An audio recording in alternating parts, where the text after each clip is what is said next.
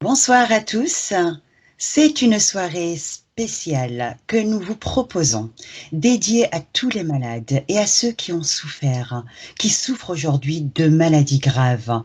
On va parler ce soir du cancer, cette maladie qui évolue malheureusement de plus en plus. Mais on va surtout, plus précisément, parler ce soir du cancer du sein, puisque nous avons avec nous Gisèle Maillet-Albagnac, que vous connaissez déjà.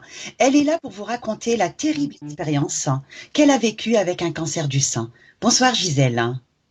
Bonsoir Leïla, bonsoir tout le monde.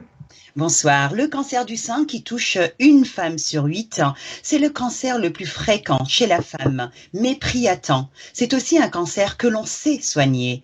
Il nous paraît très important d'en parler avec Dr Henri Duru, présent avec nous, ex-médecin généraliste en Suisse et ex-patron des urgences de l'hôpital américain de Genève, qui nous apportera un éclairage sur cette maladie. Bonsoir docteur. Bonsoir. Bonsoir à vous. Nous avons également Fabienne Boisseau, rékiologue qui a son cabinet à Châtillon et qui intervient au service d'oncologie et en soins palliatifs en clinique. Bonsoir Fabienne Boisseau. Bonsoir Leïla, bonsoir à tous. Bonsoir. Josiane Hugon, sophrologue, analyste à Gentilly et formatrice de sophrologie. Bonsoir Josiane. Bonsoir Leïla. Bonsoir. Alors, avant peut-être de commencer, je vais peut-être demander à Fabienne et Josiane de nous illustrer les pratiques de la rékiologie et puis de la sophrologie. Donc, la rékiologie, oui, qu'est-ce que c'est que la rékiologie? Oui. C'est une pratique de relation d'aide et puis d'accompagnement de la personne par la méthode de la relaxation méditative par le toucher. Donc, c'est une méthode globale qui prend en compte le corps et l'esprit. C'est-à-dire que nous avons un corps physique qui est dans le présent et nous avons un esprit qui se balade dans le futur ou qui se balade dans le passé. Donc, c'est une méthode qui permet d'accompagner en relaxation méditative profonde. Et c'est à ce moment-là, pendant ce temps de relaxation méditative, que le travail de transformation des émotions se fait, vraiment pour aller d'un mal-être avec toutes ces manifestations vers un mieux-être. Très bien. Josiane? Alors la sophrologie, c'est un ensemble de techniques qui vont permettre de gérer les émotions au quotidien ou dans les cas de maladies graves ou de phobies, etc. Donc ça amène à un état de bien-être extrême qui peut s'apparenter d'une certaine façon à l'hypnose, mais qui permet surtout de modifier l'état de conscience. C'est-à-dire que, par exemple, si on est dans la peur ou une émotion négative, on va, par des techniques de respiration, de visualisation, oublier cette peur et tout en entrant dans la peur, en la diminuant et améliorer ainsi son quotidien. C'est un accompagnement qui s'apprend. Le projet, c'est cela, c'est que l'être devient acteur. D'accord. En tout cas, merci pour ces précisions. Nous reviendrons aux détails au fur et à mesure en fait de nos échanges. Comme je le disais tout à l'heure, le cancer touche une femme sur 8. Alors Gisèle, comme je l'ai annoncé, tu as été frappée, je dirais, par cette terrible maladie. Quels sont les premiers signes qui t'ont alertée, Gisèle? Malheureusement pas assez, puisque ça a été une grosse surprise.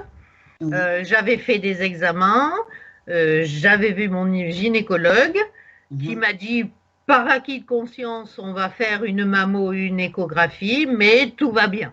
Une mammographie de routine. Voilà. Mais j'avais sauté une année, je dois dire, pour tout un tas de raisons. Donc j'ai fait, et là, il y avait quelque chose qui ne plaisait pas à l'échographe. Et puis ça a été l'escalade jusqu'à toute une batterie d'examens à l'hôpital, l'Institut Gustave Roussy, pour m'entendre dire que c'était bien un cancer. D'accord, mais tu as senti quelque chose? Tu t'es dit quelque chose ne va pas? Je ne sentais rien du tout. J'allais très très bien. Je faisais tout un tas d'activités. Tout allait bien. Et voilà.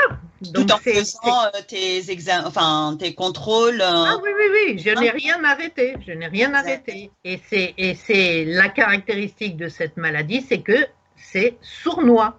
On ne s'en rend pas compte. Donc, je pense que le docteur aura des recommandations à faire parce que effectivement, on peut avoir un cancer pendant un bon bout de temps et ne pas le savoir du tout. D'accord. Docteur Duru, est-ce qu'on peut conseiller aux femmes et aux jeunes femmes aussi de faire régulièrement une mammographie de prévention ou devrait-on peut-être de voir ou d'avoir un symptôme? Je crois qu'on s'accorde presque tous pour dire que les femmes qui sont jeunes n'ont pas besoin de faire de mammographie. C'est même presque déconseillé souvent de les faire avant 30-40 ans si elles n'ont pas de symptomatologie. Et si elles ne sont pas dans une famille à risque, s'il n'y a pas dans la parenté, surtout la mère, un cancer du sein. Par contre, évidemment que pour toutes les femmes qui ont on a mis surtout entre 50 et 75 ans, on recommande absolument de faire une mammographie parce que, comme vous l'avez souligné, c'est quand même le cancer le plus fréquent chez la femme. C'est quand même 60 000 nouveaux cas. Voilà. Par contre, quand même, chez les jeunes, je pense que non, il faut qu'il y ait une symptomatologie ou une histoire familiale. Ceci dit, dès qu'il y a la moindre symptomatologie, il faut absolument s'inquiéter, même chez les jeunes. Je vous dirais que j'étais très jeune médecin installé lorsque ma grande sœur m'a demandé de bien vouloir regarder son sein. Elle avait consulté pourtant 6 mois auparavant un chirurgien qui lui avait dit non, il n'y a rien de particulier. Et puis finalement, c'était trop grave quand je l'ai vue et elle est morte à 43 ans. D'accord. Donc, est-ce qu'on doit s'inquiéter dès les premières anomalies de palpation, éventuellement si on ressent quelque chose? Alors, absolument. Je pense que toute palpation, toute déformation, c'est déjà un petit peu avancé, rétraction du mamelon, douleur même, il n'y a jamais de consultation inutile lorsqu'on sent quelque chose. Oui. Et même si on est jeune. Et surtout s'il y a une anamnèse familiale. Oui, parce que c'est héréditaire, c'est ça? Alors voilà, on a mis maintenant des gènes, le fameux BRCA1 et CA2 en évidence et qu'on peut mettre analysé chez certaines personnes. Oui. D'accord. Donc on va revenir au livre que tu as publié, Gisèle, La chevauchée de l'Amazone. Tu exprimes en profondeur les étapes que tu as traversées durant toute cette expérience. Un livre qui m'a particulièrement plu. Tu mêles tous les sentiments, ta philosophie, qui s'imprègne de patience, de force et de courage. On va le présenter par étapes et surtout du début de l'annonce peut-être. Raconte-nous cette première sensation, Gisèle, d'où l'annonce foudroyante de cette maladie. Alors, l'annonce intervient, comme je l'ai dit, après toute une série d'examens. Et là, c'est un direct dans la figure, avec une force effroyable, même si j'ai eu le temps de m'habituer et à attendre, en gros, le verdict positif. Oui. On espère toujours le petit truc qui va faire que non, en fait, c'était pas ça. Comment les médecins t'ont-ils accueilli lors de l'annonce de ce cancer? Je dois dire, avec beaucoup de bienveillance et de tact. Alors, on a d'abord discuté d'autres choses. Et puis elle me dit parce que en fait j'ai pas de bonnes nouvelles, voilà, c'est un cancer, etc. Donc parce que tu rentrais quand même confiante. Ah oui. C'est dans ton livre que tu rentrais confiante et que tu avais même apporté un cadeau au médecin ce jour-là, c'était un livre. Oui, parce que là j'avais déjà été opérée du nodule, on m'avait enlevé un nodule. Et après ça, il n'y avait plus il n'y avait plus rien. Donc là, j'allais bien. Et puis en fait, non, il y avait quelque chose encore derrière. Et donc c'est là que j'ai pris la décision directe de faire une mastectomie, c'est-à-dire une ablation du sein, Oui. parce que je me savais quand même forte pour accepter le verdict, mais pas assez forte pour vivre avec une épée de Damoclès au-dessus de la tête. C'est-à-dire, on ne saura jamais, m'a-t-on dit, si on fait de la chirurgie conservatrice, on ne saura jamais ce qu'il y a derrière. Oui. Et puis ça, on en reviendra effectivement par étapes, puisque effectivement, moi, ce que je voudrais savoir, est-ce que déjà, quand tu es rentrée, tu voyais déjà quelque chose sur son visage, comme si déjà elle était inquiète de te l'annoncer? Non, au début, non. Tu sentais, non, j'étais tellement forte l'opération est faite, tout s'est bien passé, j'ai repris mes activités et donc tout allait bien. Et tu étais seule ou bien accompagnée? J'étais seule. Je n'aurais pas voulu être accompagnée. C'était entre moi, et après, je me suis posé la question, comment je vais gérer? Évidemment, d'abord par rapport à mon fils, puis par rapport à mon ami, puis par rapport à toute ma famille. Oui, parce que ça, c'est un peu ta réaction, ton état d'esprit, battante, parce que tu dis justement dans ton livre, c'est tout réfléchi. J'ai horreur d'être prise en traître et l'idée de me laisser ronger par la bête sans même le savoir m'est encore plus insupportable que celle de subir une mastectomie. Donc, voilà, donc c'était battante tout de suite, dès le début. Oui. Docteur Duru, est-ce qu'on peut s'autoriser à s'écrouler et vivre la souffrance présente? Quel est votre point de vue? Alors absolument. On a absolument le droit de s'écrouler.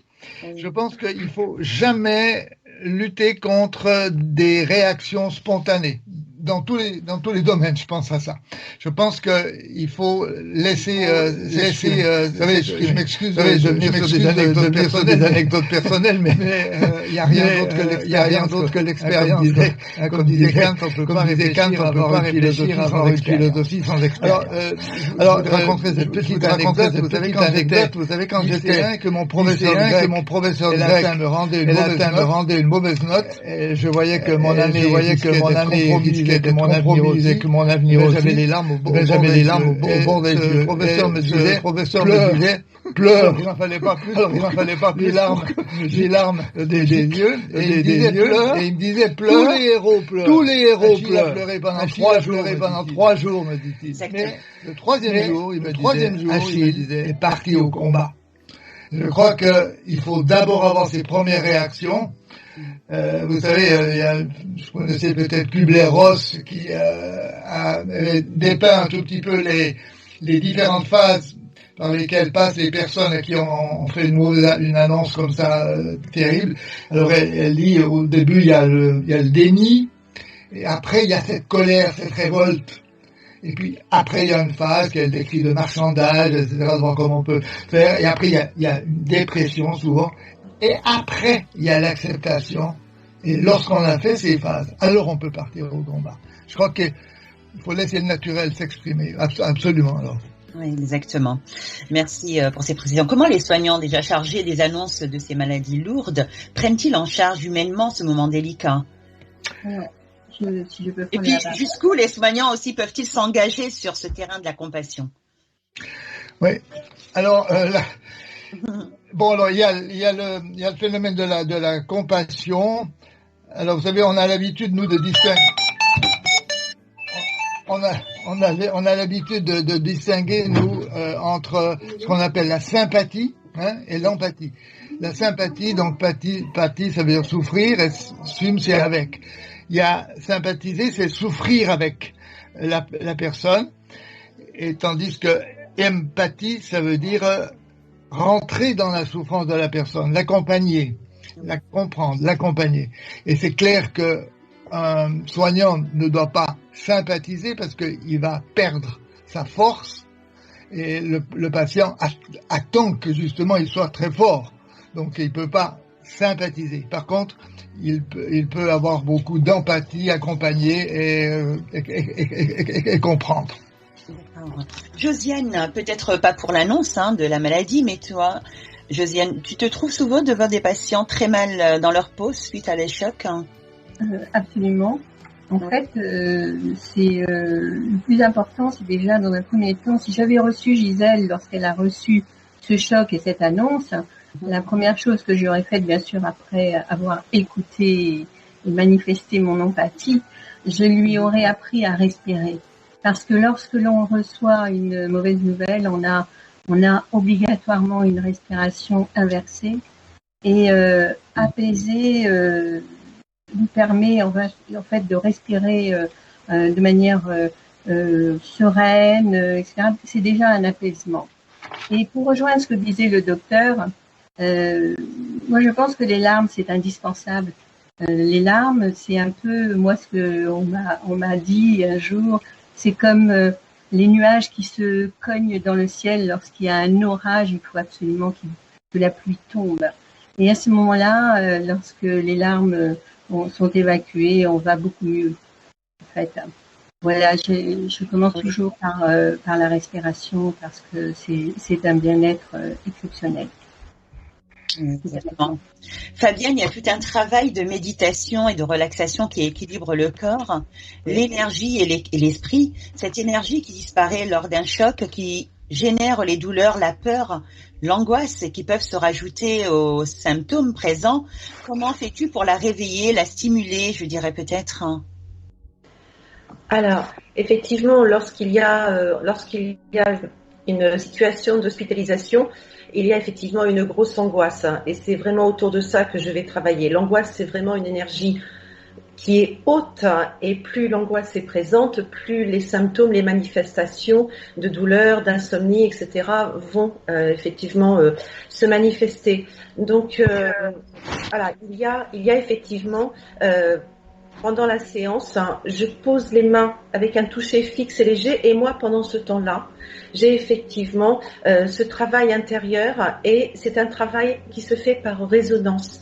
J'accompagne la personne, je me mets dans une résonance, et j'accompagne la personne à avoir également cette résonance positive. Donc voilà, ça dure 35-40 minutes, et c'est vraiment un temps méditatif pour la personne. Alors, il n'est pas nécessaire de savoir méditer, mais le fait de faire en sorte que le corps et l'esprit soient ensemble finalement au même moment fait que le travail intérieur d'apaisement va se faire, et tout le rééquilibrage énergétique va se faire à ce moment-là. Et la personne va vraiment se sentir apaisée. Moi, je constate une diminution de l'angoisse, un meilleur sommeil, voilà, des diminutions de douleur aussi. Je constate effectivement tout ça avec un rééquilibrage énergétique. C'est une sorte de méthode psychocorporelle, quoi. Tout à fait, psychosomato-corporelle. D'accord. D'accord. J'aimerais bien savoir, Josiane et Fabienne, si vous faites toutes les deux de la prévention à la santé psychique et physique. Évidemment, lorsque quelqu'un vient nous voir enfin moi en tout cas, si pour des craintes de enfin, je sais pas, je comprends pas exactement ta question. En vérité, je voudrais que tu m'expliques exactement. Est-ce qu'il y a de la prévention qui se fait, qui se prépare quand une personne peut venir en fait en prévention, qui a déjà eu peut-être des antécédents d'angoisse, ou qui peut déjà se préparer quand il y a quelque chose qui ne va pas déjà. Évidemment. Alors, en fait, est-ce que vous allez, parce que je sais que Fabienne travaille aussi en clinique, hein, c'est ça, en lien avec les patients. Est-ce qu'il y a une prévention qui se fait au préalable avec les patients? Évidemment. Évidemment, en fait, faut-il que les patients en fassent la demande, mais dans la mesure où ils en font la demande parce qu'ils ont eu une souffrance au préalable et qu'ils craignent que ça se renouvelle, il y a toutes ces techniques qui se mettent en route et qui se mettent en place et qui passent et aussi également par la relaxation, mais qui est un apprentissage pour arriver justement dans cet état que j'évoquais tout à l'heure, qui permet la visualisation et la projection. Par exemple, si je vais faire par exemple référence à ce qu'a écrit notre amie Gisèle, lorsqu'à un moment elle se sentait pas à la hauteur d'une piste noire, d'accord. Elle se souvient, j'aurais utilisé ce souvenir pour lui montrer qu'elle a la capacité de dépasser sa crainte et sa peur. Et je lui aurais fait revisualiser comme le rêve, ce moment où tout d'un coup elle était sur la piste et qu'elle avait l'impression que voilà, c'était formidable, c'était facile, c'était simple. Et je l'aurais en fait quasiment associé à la crainte qu'elle avait ou la peur qu'elle avait de la suite à venir ou d'une éventualité. Voilà, donc c'est le procédé. Et en fait, ça crée un précédent. Le précédent existant, c'est un précédent positif qui va donc peu à peu se mettre en place et on va le transformer avec le précédent, avec ce qui va se passer dans la réalité. Dans la réalité. On travaille sur le principe de réalité, en fait. D'accord. Donc, Gisèle, peut-être que Fabienne voulait intervenir. Oui, je voulais dire qu'en cabinet, effectivement, j'ai ce rôle de prévention parce qu'il n'est pas nécessaire d'aller mal pour venir me voir en séance, mais on peut venir me voir et c'est ce que font plusieurs personnes, on peut venir me voir pour maintenir effectivement un bon niveau d'énergie, un bon bien-être. En clinique, on est vraiment dans une autre situation où il y a plusieurs types de patients. Certains sont hospitalisés à leur demande parce que pour eux, ça serait trop compliqué de rester chez eux. D'autres ont eu des accidents de la vie avant d'avoir leur cancer, donc c'est impossible pour eux de rester chez eux. Et d'autres ont, dû aux tumeurs et aux métastases, ont des répercussions corporelles avec vraiment des grosses complications. Donc là, on n'est plus trop dans la prévention. Là, on est vraiment dans quelque chose de thérapeutique, dans le sens de transformation du mal-être en bien-être. D'accord ? Oui. Je ne suis pas personnel médical, voilà. Oui. On ne parle pas de pathologie pendant les séances, on parle d'émotion, de bien-être. Et c'est ça, toute la différence, et ce qui leur fait aussi beaucoup de bien. Je ne viens pas parler de maladie. Oui. Le côté psychique est très important aussi pour la maladie de la personne. Gisèle, t'étais-tu chargée d'annoncer la nouvelle à ton entourage ou as-tu chargé quelqu'un d'autre ? Je suppose que c'est pas facile déjà de digérer l'annonce, mais aussi de l'annoncer, je pense, autour de soi. C'est pas facile et pour chaque personne, il y a une manière d'annoncer. Donc, malheureusement, les 2 premiers coups de fil que j'ai passés dès que je suis retournée à ma voiture avec mon cancer sous le bras, c'était mon fils qui ne m'a pas répondu parce qu'il était au boulot et mon ami qui était au boulot et qui ne m'a pas répondu non plus. Donc, j'ai pris ma voiture et j'ai regardé la nature pour me changer un petit peu les idées. Et donc, chaque fois, c'est une nouvelle adaptation. C'est-à-dire, mon fils, compte tenu de l'attachement qu'il a pour sa maman, puisqu'il avait déjà perdu son papa, il fallait que je parle vrai, mais que je ne le choque pas et que je montre tout de suite que j'étais dans la peau de la cavalière, de l'escrimeuse, puisque j'ai fait de l'escrime, et que le crabe n'allait pas m'avoir comme ça et que j'allais tout à fait bien psychiquement et que voilà. Avec mon ami, c'était un petit peu différent puisque j'étais avec cet ami en fait depuis 1 mois et demi puisque j'ai perdu mon mari 3 ans avant. Et donc, je m'étais faite à l'idée qu'il pouvait tout à fait me dire, dans ces cas-là, on arrête tout et j'en étais presque à le souhaiter. Je voulais pas infliger ça à une nouvelle relation. Et dès que j'ai exposé le problème, et j'ai dit, mais je comprendrai si il me dit, on va se battre. Alors, docteur Duru, dans la formation des soignants, y a-t-il assez de temps réservé à l'approche psychologique de la maladie ?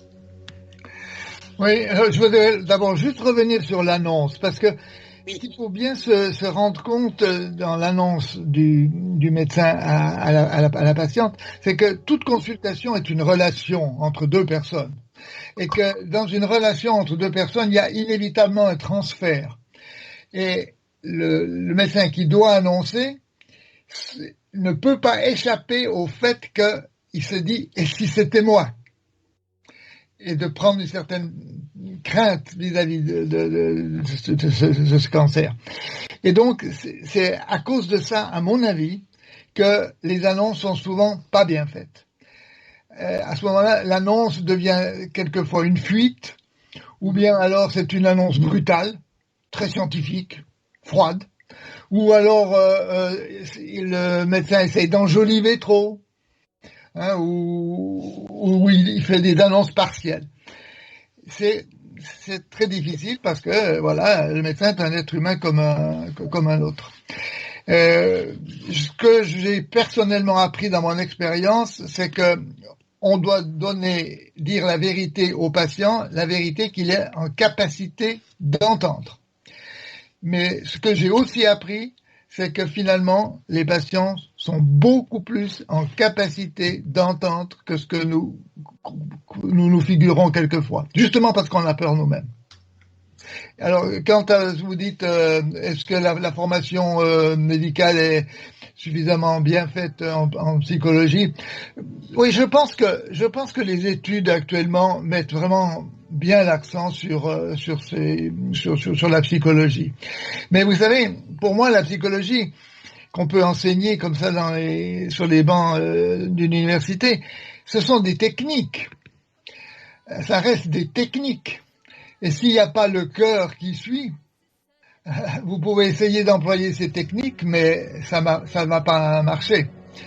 Et les problèmes de cœur, ça s'apprend pas sur les bancs de l'université, malheureusement.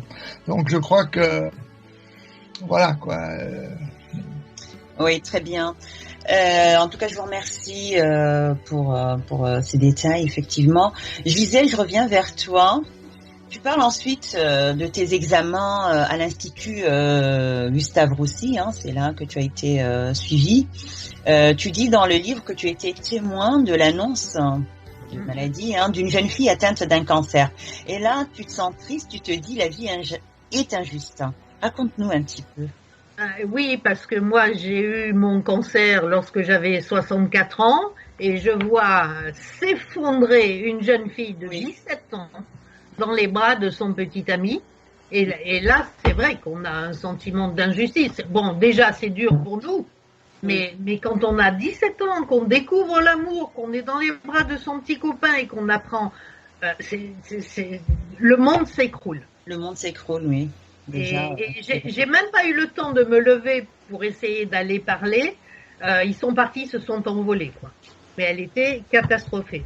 Et c'est vrai que Henri dit les patients sont capables de recevoir une certaine dose de vérité qui est effectivement très variable d'un individu à l'autre, mais est-ce que cette jeune fille a eu assez de ménagement? Je sais pas, mais ça m'a brisé le cœur, je dois dire.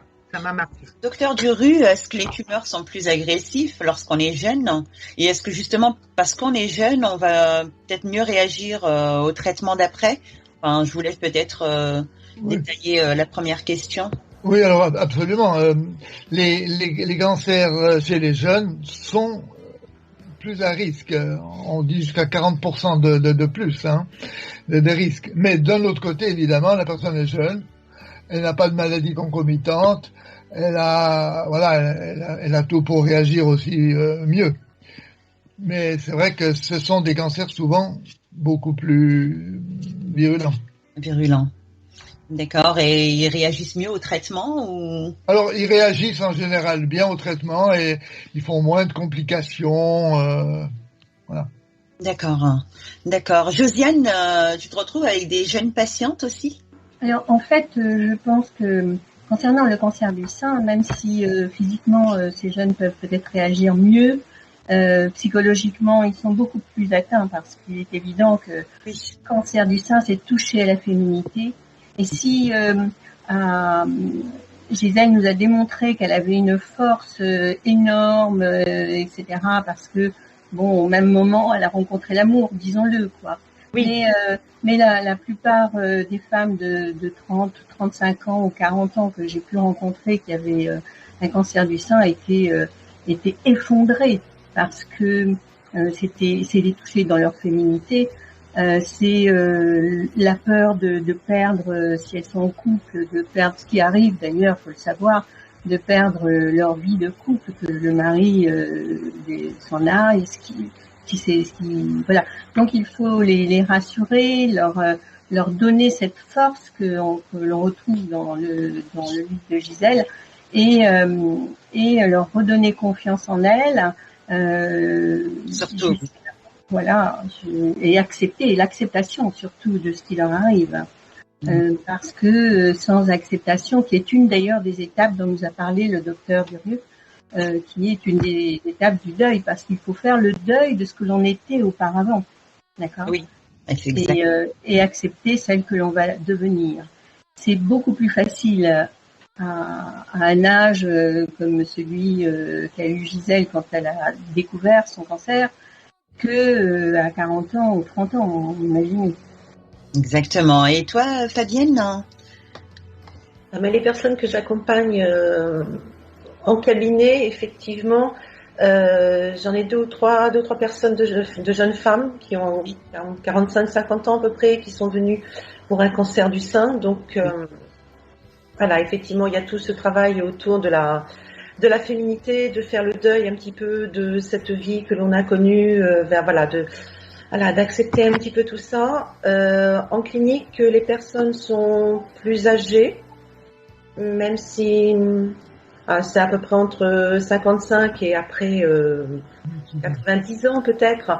Et ce sont des cancers divers et variés. Et la plupart des personnes que je vois, la plupart ont déjà fait le deuil de leur vie d'avant parce qu'elles ont vraiment des pathologies associées. Donc voilà, c'est vraiment un public très différent entre les personnes que j'accueille en cabinet et les personnes que je vois en clinique.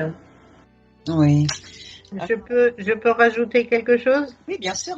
Plusieurs ont parlé de la perte de l'atteinte de la féminité, mais je dois dire que ça ne touche pas que les jeunes, parce que juste dans l'antichambre du bloc opératoire, j'avais déjà eu ma mastectomie, et il y a une dame de plus de 80 ans qui arrive et qui me dit « Vous vous rendez compte, j'ai peut-être un cancer du sein, et peut-être qu'il va falloir m'enlever le sein. Mais moi, si on m'enlève le sein, moi, je me suicide. » Oui, carrément. Ah ouais, alors j'ai eu du mal à réagir. Je me suis dit, comment je vais embrayer sans la choquer ? Elle a dû voir un flottement et puis elle me dit, et vous êtes là pourquoi ? Ben, j'ai dit, j'ai déjà eu une mastectomie, ça y est, c'est fait. Et donc là, c'est pour une reconstruction, une symétrisation, etc. Elle me dit, oh pardon. Donc elle a très bien réalisé. J'ai dit, mais quand même, parler de suicide à votre âge, ça serait vraiment, vraiment dommage. Parce qu'il y a des tas de techniques maintenant pour dissimuler ce genre de choses. Oui, et donc, même à 80 et quelques années, avoir un problème au sein qui soit partiellement, soit totalement enlèverait le sein, c'est encore dur à accepter. C'est la féminité qui est atteinte. Certains, et chacun réagit selon sa personne, hein. Ça c'est important aussi de le dire. Effectivement, donc chacun exprime aussi sa peur, son angoisse, ses émotions, hein, et ça n'a pas d'âge. Non. Ouais. Donc tu passes d'examen en examen, tu te poses des tas de questions avant chaque rendez-vous, parce que c'est vrai que quand on arrive des fois devant les médecins, on a tendance, enfin, avant de les voir, de leur poser de tas de questions. Ce serait pas mieux, peut-être, avant de venir voir le médecin, d'avoir un questionnaire structuré pour déjà noter. Ça, c'est important de le dire, parce que souvent on oublie, on se retrouve devant le médecin et hop, on se dit ah mais je devais lui dire quelque chose, mais j'ai pas envie de sortir. J'ai vraiment envie de poser les questions qui me venaient à la tête quand j'étais toute seule. Donc c'est un point qui est très important, parce que effectivement, dans ces consultations, on n'est jamais très à l'aise. On a le poids de la maladie, on a le poids de la peur. Donc effectivement, personnellement, je structurais des questions et je pointais au fur et à mesure, parce que j'avais le souci d'avoir toutes les réponses que je voulais, mais j'avais aussi le souci de faire gagner du temps aux soignants, parce que les soignants, ils sont pas là pour nous materner, ils sont pas là pour perdre leur temps avec nous, ils en donnent autant qu'ils peuvent, mais essayons d'être aussi un petit peu en empathie dans l'autre sens, et de ne pas faire perdre du temps inutilement, parce que c'est du temps perdu pour les soignants, mais pour d'autres patients. Voilà. Exactement. Donc, tu as accepté ensuite de t'inscrire à un protocole d'essai pour faire progresser la science. Oui, parce que je trouve que, bon, ben, si je suis là, c'est quand même grâce au progrès de la science, après 6 opérations quand même. Exactement. Et effectivement, j'ai été témoin de quelque chose qui m'a choqué profondément. Une oncologue qui proposait un protocole d'essai à une patiente qui n'a rien dit du début à la fin. Elle était avec son fils. Et donc, l'oncologue a dit, bon, ben, vous ne me répondez pas maintenant, vous me direz après. Dès qu'elle est partie, elle était tellement muette que je me suis dit, elle parle peut-être étranger. Donc, mais non, pas du tout. Dès qu'elle est partie, elle a dit à son fils, qu'est-ce que c'est ce truc? Alors, son fils lui a expliqué, question, je cite dans le texte, à quoi ça va me servir? Et le fils a dit, à toi, à rien. C'est vrai qu'on ne peut pas garder et être, entre parenthèses, hein, je vais dire peut-être égoïste, grâce justement à la science qui progresse, grâce à ces essais. Je sais que même personnellement, autour de moi, je l'ai vécu. Donc, je suis partie avec mon père, hein, je le cache pas, qui a eu un cancer aussi, et je vous avoue que je n'y ai pas cru. Je me suis dit non, ça c'est plus possible, c'est une récidive. Et là, il est dans un état. Le médecin m'a regardé droit dans les yeux, elle m'a dit il y a un nouveau traitement. Hein, moi j'y crois. Donc il n'y a pas de raison que ça se passe mal. Franchement, quand j'ai vu en fait, voilà le résultat, je me suis dit voilà. Il faut continuer à faire progresser la science. D'ailleurs, on salue ce qu'ils font parce que c'est quand même magnifique. Hein, et donc là, tu prends la décision d'écrire. Hein. Oui. Pourquoi? Ben, parce que j'ai vu des tas de choses comme ça qui m'ont tellement choquée que je me suis dit que ça me permettrait d'aider par la suite, parce que je n'ai pas écrit vraiment mon roman pendant la croisière médicale. Hein. J'ai écrit à la fin. Par contre, j'ai pris des notes. Et un autre point qui m'a choqué énormément, on a eu une réunion d'information sur toutes les thérapeutiques, donc radiothérapie, hormonothérapie, chimiothérapie, etc. Et à la fin, le professeur demande, est-ce que vous avez des questions ? Et il y a une brave dame d'un certain âge qui lève la main et qui dit « Ben moi, je vais prendre la radiothérapie. » Je me suis dit « Mais la pauvre dame, je ne sais pas si elle a compris ce qu'elle avait. » Voilà. Donc, c'est tout ça que j'ai voulu montrer, à quel point certaines patientes en l'occurrence, sont démunies devant ce qu'elles sont en train de vivre. C'est comme si c'était un restaurant à la carte. On venait choisir son traitement. Eh ben non. Voilà. Donc c'est pour témoigner. Et... Donc effectivement, tu dis dans ton livre, et que je cite, je vais lire, écrire pour encourager, écrire pour témoigner, écrire pour que d'autres femmes trouvent en elles-mêmes les ressources insoupçonnées qui leur permettraient de ne pas subir la maladie, mais de l'affronter en guerrière. Je me sentais ainsi entrée en empathie avec les autres. Il me fallait agir. Voilà. Voilà. Donc c'est vrai que quand on lit cela et quand on essaie de rentrer en fait dans ta personne, étant déjà voilà en direct avec déjà cette maladie hein, qui vient comme ça à toi et qui malgré cela, tu essaies de trouver en fait le moyen d'écrire, mais pour sauver d'autres personnes, je trouve cela vraiment magnifique. Ben ça fait grandir hein, une épreuve comme ça, donc voilà, autant en tirer le meilleur. Effectivement, donc tu trouves cette force en toi hein, pour tendre la main aux autres, hein, pour leur apporter ton aide. Qu'est-ce que tu peux en dire, Josiane, de cette... Eh bien, moi, je dirais que Gisèle a écrit pour les autres, mais l'écriture, c'est aussi une thérapie. Oui. Ça lui a permis également d'éliminer les aspérités qui restaient en elle, à savoir cette souffrance, toutes ces années dans lesquelles où elle s'est obligée quelque part à être une guerrière, obligée à combattre, etc. L'écriture lui a permis de se poser. Enfin, je le ressens comme ça, hein, Gisèle. Je ne sais pas si c'est ce que tu ressentais, mais je pense que l'écriture lui a permis de se poser et de déposer tout cela pour s'en libérer en fait.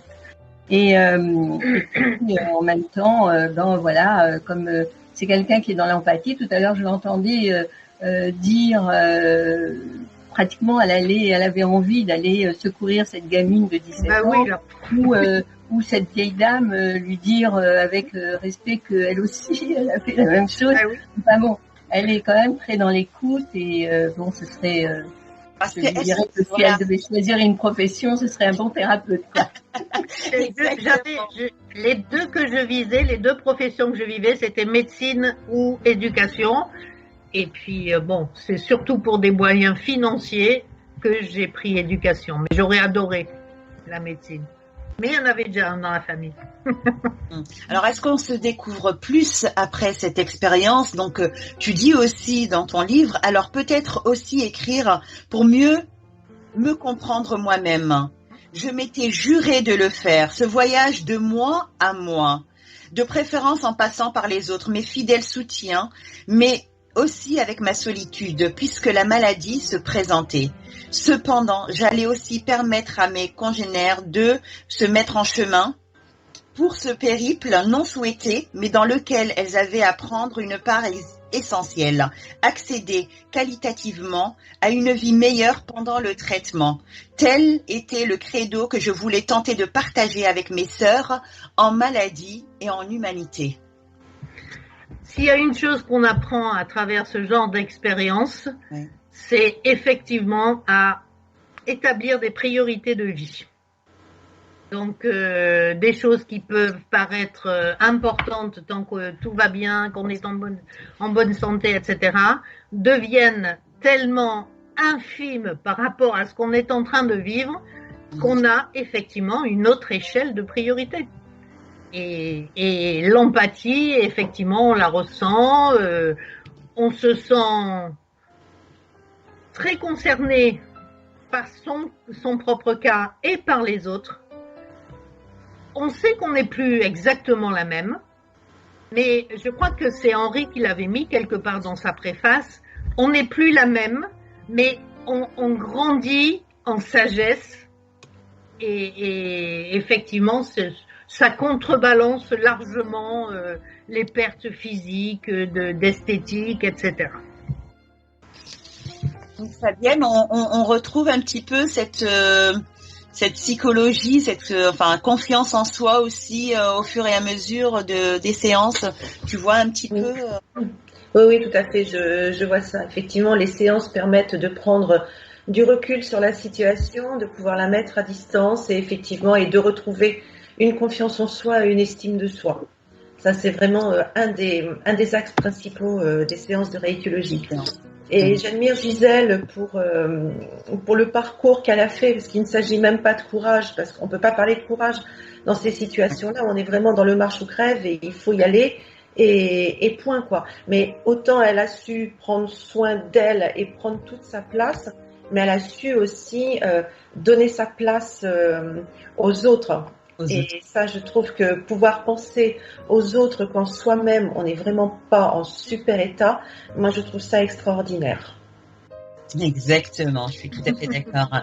Alors, Gisèle, je vais te demander peut-être de nous raconter, tu as mis un tout petit extrait tout à l'heure, de nous raconter l'histoire de la rencontre avec ton chéri quelques semaines avant l'annonce du cancer. Hein. C'est bien cela. Alors, c'est vrai qu'il y a beaucoup de femmes qui décident de se séparer de leur conjoint, des choses qui arrivent quand elles ont le choc, ou peut-être le contraire, hein, qui sont délaissées par leur conjoint, justement. Donc ça, c'est pour elles une double peine. Hein. Raconte un petit peu ton histoire à toi. Mon histoire à moi, j'ai effectivement rencontré la personne qu'il fallait au moment où il le fallait, et le plus beau cadeau que cette personne, donc William, m'a offert, c'est de me faire vivre dans la plus grande normalité. Je savais que j'avais un cancer, mais je n'étais pas un cancer. Et je voulais pas qu'on me considère comme la malade du cancer, la cancéreuse. Et avec William, on a vécu de manière tout à fait normale, autant que faire se peut. Et c'est ça qui était fondamental. J'oubliais complètement, sauf les après-chimio, mais je ne le rencontrais pas. Donc, je maîtrisais mon emploi du temps. Quand je le rencontrais, c'est que ça allait pas trop mal et que, au contraire, sa rencontre allait me rebooster encore un petit peu, etc. Donc, la plus grande normalité, et c'est peut-être ce qui est le plus difficile pour l'entourage. Parce qu'on a toujours envie d'aider, on a parfois envie de plaindre. Et personnellement, moi, je voulais tout sauf ça. Ce que j'étais capable de faire, je le faisais. Et je voulais surtout pas qu'on me plaigne parce que ça m'aurait tiré vers le bas. Voilà. Effectivement, donc tu as bien dit dans ton livre, tu m'as éveillée à nouveau à la vie. Oui. Que j'avais négligée durant le deuil. Et chaque être que je rencontrerai à présent devrait prendre en compte le fait que tu fais partie de mon histoire et que, quoi qu'il arrive, quoi qu'il t'arrive, quoi qu'il nous arrive, je serai définitivement là pour te tendre la main dès que tu en aurais besoin, et nul n'est à l'abri. Là aussi pour colorier à nouveau ta vie d'amour si tu le voulais. C'est beau, hein? Oui, c'est très beau, hein, quand on s'entend. C'est marrant d'entendre lire par quelqu'un d'autre ce qu'on a écrit en le pensant profondément. Effectivement, donc tu as un petit poème d'amour que tu ben oui. Justement, hein. Donc il y a un seul poème dans le livre et bon, parce que ça a été un besoin, il est écrit le 26 mai 2015, c'est-à-dire j'ai appris mon cancer en février 2015, donc 4 mois après. Ça s'appelle À toi. Alors donc je ne vis pas avec mon ami bien sûr. À toi. Je ne te donne pas la bise matinale, celle que trop d'époux donnent sans y penser. Je t'envoie des zéphyrs, des caresses australes, alizés pleins d'amour, le souffle du baiser. 35,9 le matin, seul au fond de mon lit, je me sens à présent tout à fait invincible. Ce simple coup de fil sur mes sens affaiblis a réveillé en moi plus que de l'indicible. On va se battre, oui, en affûtant nos armes, en décochant nos flèches d'amour empoisonnées pour tuer le malin qui, sans donner l'alarme, a osé un beau jour en moi s'insinuer. Je suis forte de toi, de mon fils bien-aimé, de tous ceux qui m'entourent avec tant d'affection. J'accueille tes zéphyrs et tes doux alizés avec infiniment d'amour et d'émotion. Oh, merci beaucoup Gisèle. Donc je vais peut-être, puisqu'on reste aussi, on va parler peut-être un peu des aidants. Il ne faut pas les oublier car beaucoup vivent le même stress, la même peur. Donc je ne sais pas si vous conseillez de voir les membres de la famille ou proches ou les gens, oui plutôt proches, hein, Josiane ou Fabienne. Ou le toubib. Ou le médecin aussi, hein, effectivement. Si je peux prendre la parole. Oui. Absolument, rencontrer la famille, c'est important parce que ils sont aussi dans la souffrance, ils sont autodépendants de cette souffrance. Donc, il faut également les aider. Est-ce que je peux raconter une anecdote? Oui, bien sûr. Il est un élément quand même qui me paraît important dans la maladie, c'est le bénéfice de la maladie. Parce qu'il existe, heureusement, qui nous permet en fait de la dépasser et finalement de l'oublier. J'avais rencontré un couple, elle était un couple fusionnel. Elle s'aimait énormément, il n'avait pas d'enfant, elle avait la sclérose en plaques. Elle s'est déclarée sclérose en plaques pour tardive. Et donc, je l'ai accompagnée dans sa maladie. Enfin, j'ai accompagné le couple. Et puis, finalement, elle est décédée. Et puis, j'ai continué à suivre l'époux qui était extrêmement malheureux, etc. Et comme je vous disais tout à l'heure, donc j'ai recherché avec lui un souvenir heureux. Et ce souvenir heureux, il a été le rechercher dans son adolescence où, et quelque temps après, lorsqu'il a rencontré son épouse, il jouait du violon. Et sa femme ne supportait pas le violon, il a donc abandonné le violon. Il avait 61 ans lorsque je l'ai rencontré, lorsque je l'ai sollicité de reprendre son violon. Il a repris le violon et il a finalement donné des concerts. Et un jour, il m'a dit, vous savez, j'ai honte de le dire, mais quelque part, je remercie ma femme d'être partie suffisamment tôt pour que je puisse retrouver cela. Et bon, il n'était plus, bien sûr, plus malheureux. Et lui, sa deuxième épouse, c'était son violon. Donc je dis ça pour Gisèle parce que je pense que le bénéfice de Gisèle, c'est bien sûr d'avoir rencontré William, mais pas seulement pas de l'avoir rencontré, c'est d'avoir vécu cette vie amoureuse avec lui à travers ce concert. Et puis surtout, le bénéfice, c'est son livre. C'est vrai. Exactement. T'as un grand sourire, Henri. Oui, je trouve très beau ce que vient de raconter. J'ai trouvé très beau aussi ce que tu dis sur l'écriture. Je partage aussi ce qu'a dit Josiane, que l'écriture peut être une autothérapie aussi quelquefois. Oui, je trouve ça très juste. Mais évidemment, pour nous médecins, ça sort un tout petit peu de notre cadre et on est très content justement d'avoir des Josiane, des Fabienne. Oui, mais alors toi, pardon, hein, Leïla, je réponds à Henri.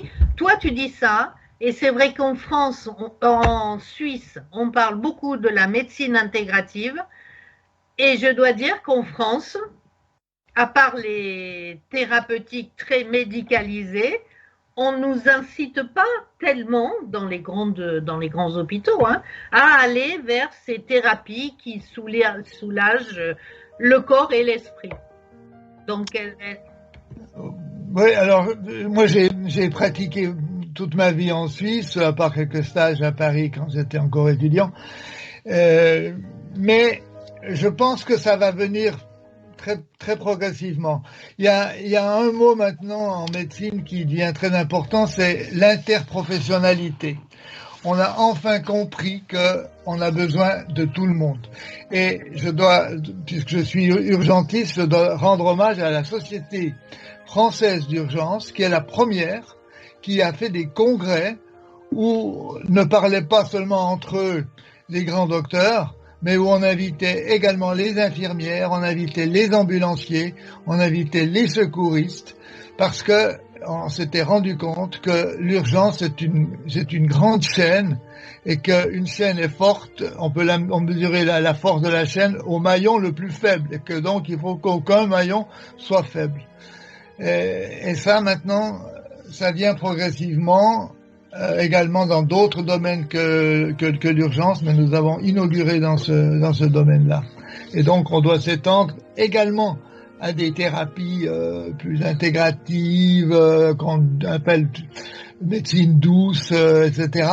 Je pense que c'est très important. Et j'ai vu encore l'autre jour, c'était à Lausanne, alors c'était en Suisse, mais au service universitaire où ils traitent le cancer du sein, ils ont une panoplie de médecine douce aussi, de médecine non, je pense peut-être qu'il y a un petit retard dans certains domaines en France, mais en tout cas, pour l'urgence, non?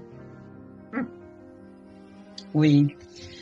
Donc, le jour J, le 1er avril 2015, Gisèle, une journée du prix des mensonges que tu mentionnes dans ton livre. Donc, mon 1er avril prendrait-il l'allure d'une farce? Je ne l'espérais pas. Je m'en prémunis en retenant une origine pittoresque et poétique. Cela marque chez les Japonais le début des danses en l'honneur de la floraison des cerisiers. Et chez nous, quand revient le temps des cerises, généralement, cela sent bon. Alors, toujours dans la positivité, raconte-nous un petit peu cette journée brièvement du 1er avril.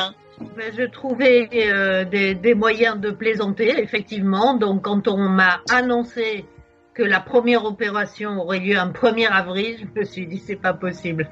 C'est une farce. Donc, j'ai pensé au poisson d'avril. Bon, ben, c'est tout. C'est une plaisanterie de petite gamine voilà. Mais c'est vrai que l'humour a occupé une grande place. Bon, j'aimais l'humour avant. Mon ami adore l'humour et c'est vrai que le moindre petit prétexte, on sautait dessus. Donc, être opéré un 1er avril, c'était pas possible, quoi. Et c'était oui. Oui. Tout Que simplement. peux-tu dire de la qualité d'écoute des soignants? Tu as eu des déceptions avec la gestion de 2 moments de ton parcours avec les internes. Peux-tu nous en parler? Alors, je n'ai jamais été déçue avec ni les infirmières, ni les oncologues, ni ma plasticienne que j'appelle ma plastimagicienne, mais par contre avec des internes. Et ça, après, on pourra poser la question à Henri. Un premier interne qui me reçoit pour la première consultation précédant la chimiothérapie, donc traitement lourd, désagréable, etc. Il me reçoit perpendiculaire, en face de son ordi, et moi j'étais sur le côté. Il ne m'a pas adressé un regard. Il commence. Non. Prénom. Un interrogatoire de commissaire. De commissariat, vraiment. Donc, j'étais quelque peu choquée, mais je me suis dit, bon, il est comme ça, là. Et au bout d'un moment, quand même, je lui dis, je sais que les traitements de chimiothérapie que je vais avoir favorisent les migraines. Or, je suis très migraineuse. Est-ce que je peux prendre le seul médicament qui me fait passer les migraines, c'est-à-dire sont des gouttes nasales de Diergo? Sans me regarder, il me dit non. Je réitère, j'ai dit, mais il y a une contre-indication, c'est formellement contre-indiqué ou parce que moi je vais en baver, c'est sûr. Non, pas d'Iergo. Et c'est tout ce que j'aurais eu. Oui. Docteur Dru, vous êtes-vous retrouvé souvent à gérer des situations que des internes n'avaient pas forcément abordées avec une approche correcte? C'est vrai que c'est un problème, mais il faut aussi penser que, ma foi, on passe tous par être interne avant d'être des médecins diplômés et qu'il faut bien se lancer. Alors, mais ceci dit, il y a quand même des moyens d'éviter des erreurs.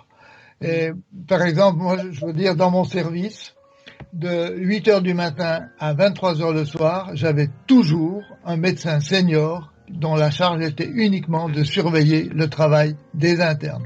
Ensuite, ce médecin senior était téléphonable depuis 23 heures jusqu'à 8 heures du matin. À 8 heures du matin, il y avait un rapport d'activité où on pouvait également essayer de corriger certaines choses.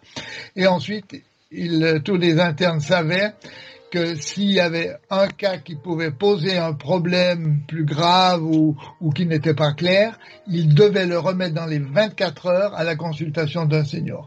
Si on prend des mesures comme celle-là, je pense qu'on évite quand même énormément d'erreurs.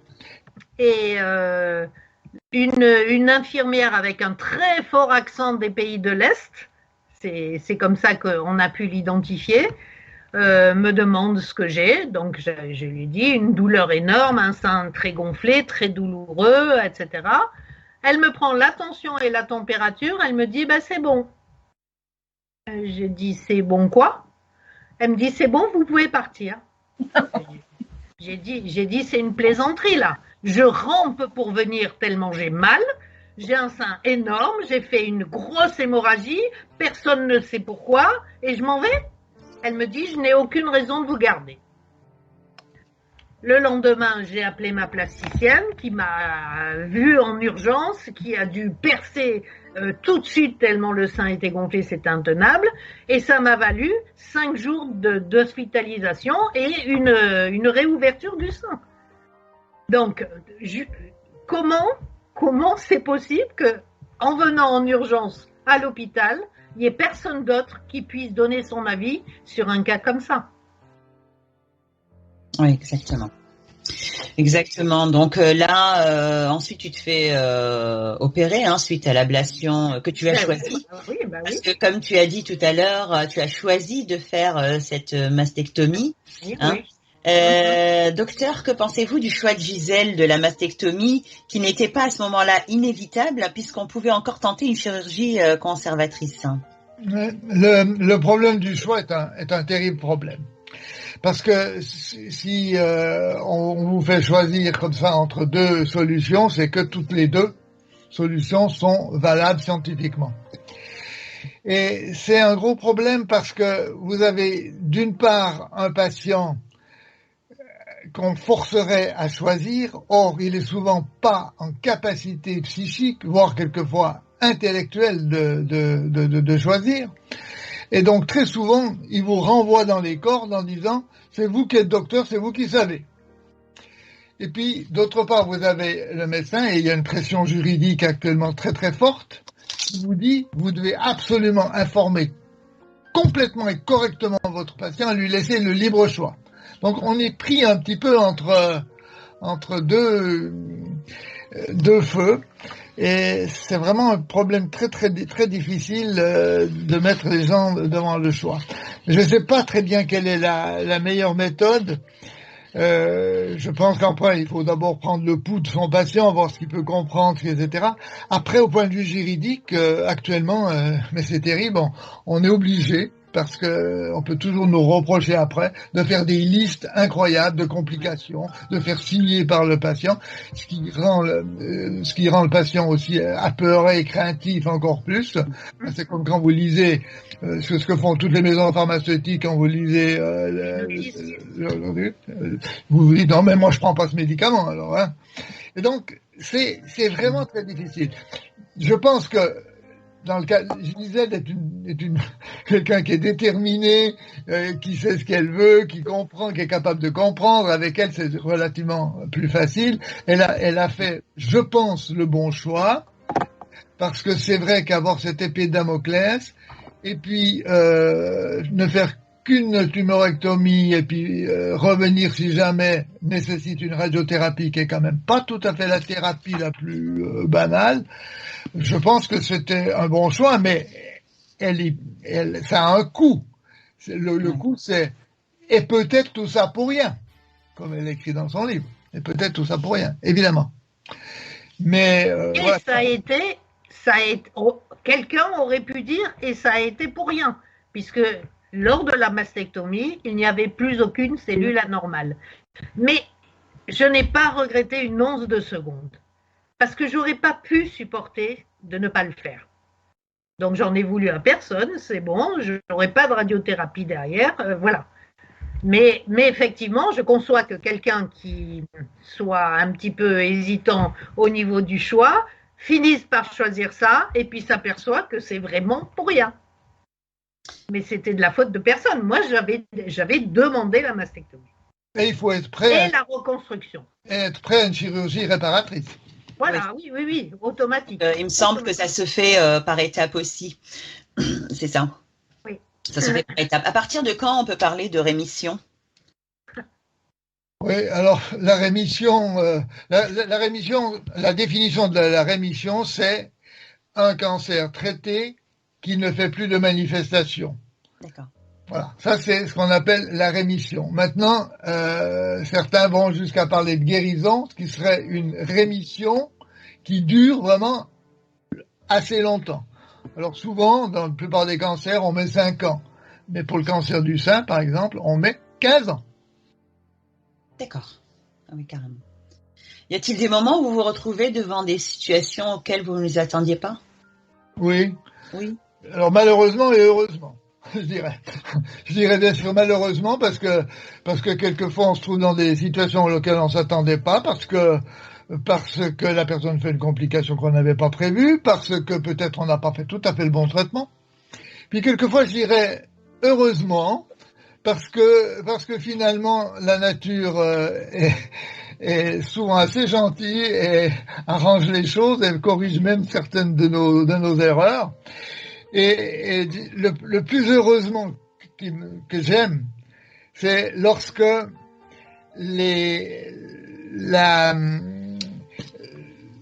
on défie les lois des statistiques, des pronostics, même qui sont faits dans des études sérieuses, qui sont faites à l'aide du big data, de l'intelligence artificielle. On voit quand même de temps en temps que c'est pas ce qui a été prévu, et c'est beaucoup mieux que ce qui a été prévu, parce que le big data, l'intelligence artificielle n'arrive pas à intégrer les données personnelles. Et ça, on ne sait pas vraiment exactement les ressources de chacun. Et ça, elle l'intègre encore pas. Et alors ça, c'est évidemment l'inattendu qui est agréable. D'accord. Moi, j'aimerais aussi parler un petit peu de l'alimentation. Alors, est-ce qu'il y a un régime à faire pendant le traitement? Parce que je sais que des fois on dit qu'il faut pas manger de viande, certaines épices qu'il faut éviter. Je sais déjà aussi que la malbouffe peut faire ses effets sur l'état de santé de l'être, et que le cancer, comme ils disent, se nourrit d'ingrédients pas très conseillés, comme le gras sucré, chose qu'on fait assez souvent. Est-ce qu'il y a déjà, bon, pour le traitement, est-ce que c'est conseillé de faire un régime, ou peut-être faire aussi une prévention alimentaire, peut-être qu'on en parlera tout à l'heure, pour éviter justement le cancer, mais peut-être on va faire point par point. Si c'est moi qui dois répondre, je suis très embarrassé parce que je suis pas oncologue et je sais pas si vraiment ils prescrivent. Je pense pas qu'ils aient prescrit quelque chose à Gisou au niveau diététique. On lit beaucoup de choses. On lit un peu trop de choses. Oui, c'est ça. Alors d'accord, pas de sucre, pas trop de graisse, mais d'accord. Mais moi, j'aurais tendance à dire, écoutez, faites ce qui vous fait plaisir aussi, avec modération. Parce que, voilà. Oui, donc c'est vrai qu'on écoute un peu trop. Peut-être que quelqu'un veut intervenir, oui? Moi, je veux bien dire quelque chose à ce propos. En fait, mon plus gros problème, c'était d'avoir envie de manger. Parce que, notamment pendant la chimio, on n'a plus la même perception des goûts. Oui. Et j'étais obligée de me forcer de me mettre à table à heure régulière parce que j'aurais volontiers sauté des repas. Je n'avais pas faim. Je n'avais pas envie de manger. Et il y a une anecdote marrante dans le livre. Une fois, je faisais des courses et je vois des nonnettes. Des nonnettes, le gâteau de mon enfance. Et je me suis dit, ah ben voilà, là, j'ai envie de manger. J'ai pris ce paquet de nonnettes. Je suis revenue à ma voiture. J'ai ouvert. Et ben, j'ai mangé une bouchée et j'ai recraché. Tellement, non, c'était pas ça. Il y a plus de goût, il y a plus. Sur ce plan-là, la chimio est vraiment très difficile. Donc, c'était pas la peine de me prescrire un régime. Je mangeais très peu. Fabienne, vous parlez un petit peu aussi de l'alimentation dans vos séances ou non? Non, pas du tout.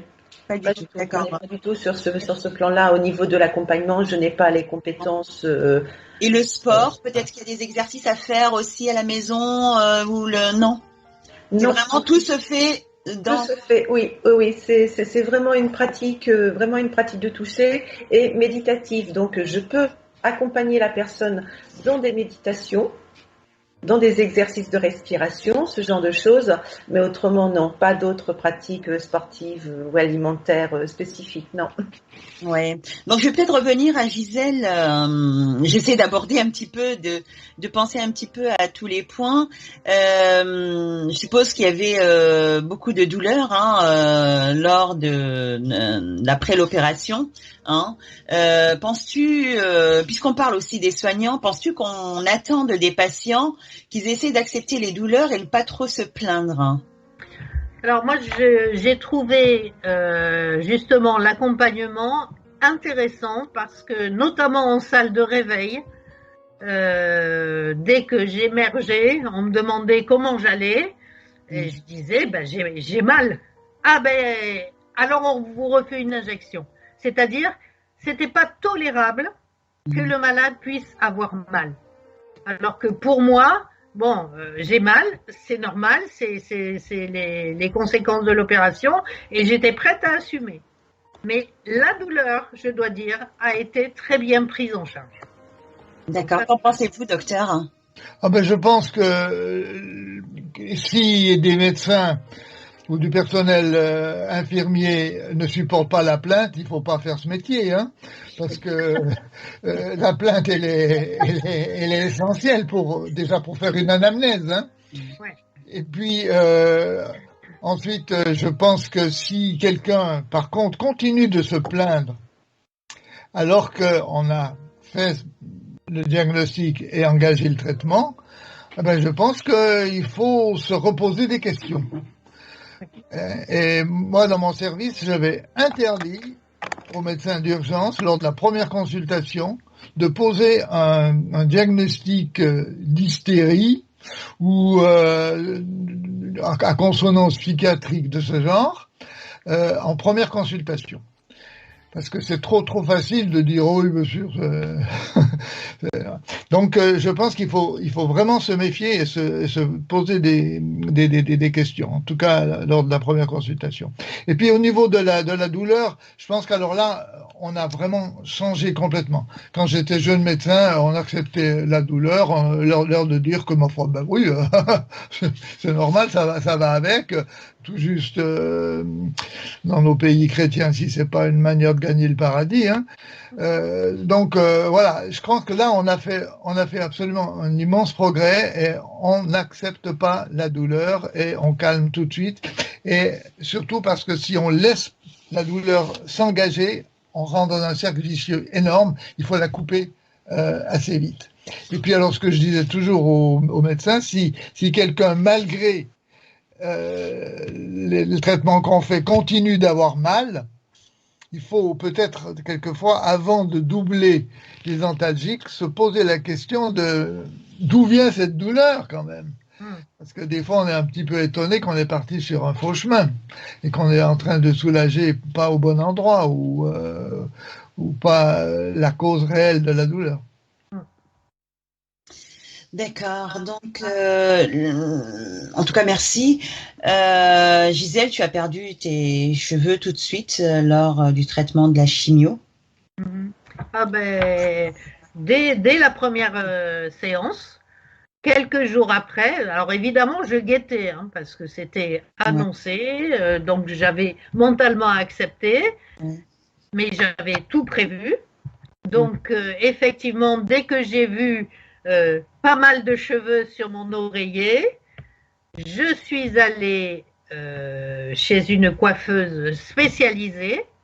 Il faut dire qu'à ce moment-là, j'avais les cheveux presque à la taille. Donc, je ne voulais pas passer de ça au crâne en peau de fesse.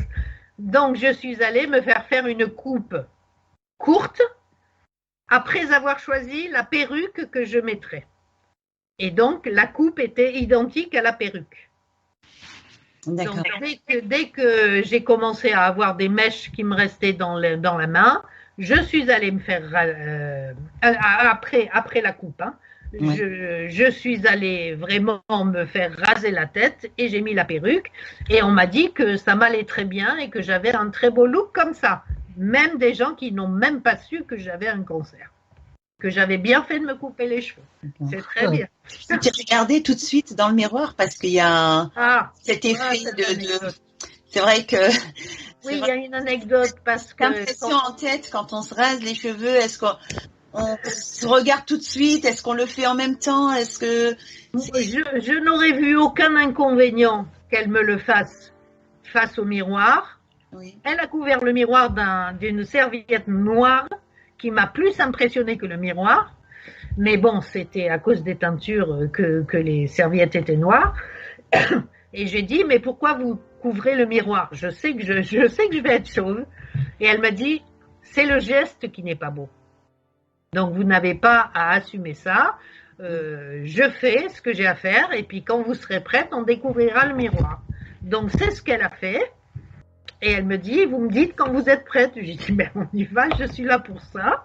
Donc elle a enlevé Et bon, effectivement, ça, c'est une vision bizarre, mais bon. Et le fait de dire on s'abandonne pas, il faut s'assumer. Ah oui. Il faut se dire je serai encore jolie, hein, Voilà. pour nos Coquette. enfants, pour nos maris, pour nos chéris, pour soi-même. Exactement. Surtout. Exactement. C'est très important. Est-ce qu'on doit s'obliger à garder la féminité? Absolument. Et les 3 jours qui suivaient chaque chimio, j'étais exténuée, mais je m'obligeais à prendre ma douche, à m'habiller, à me maquiller et à avoir un look de quelqu'un de vivant. Et non pas, même si je comatais dans mon canapé, hein, parce que c'était à peu près ça. Hein. C'est une forme de combat, de se faire belle pour tenir le moral face à cette lutte. Oui, je suis encore vivante, je suis encore femme. Et je veux le rester, et voilà. Ouais.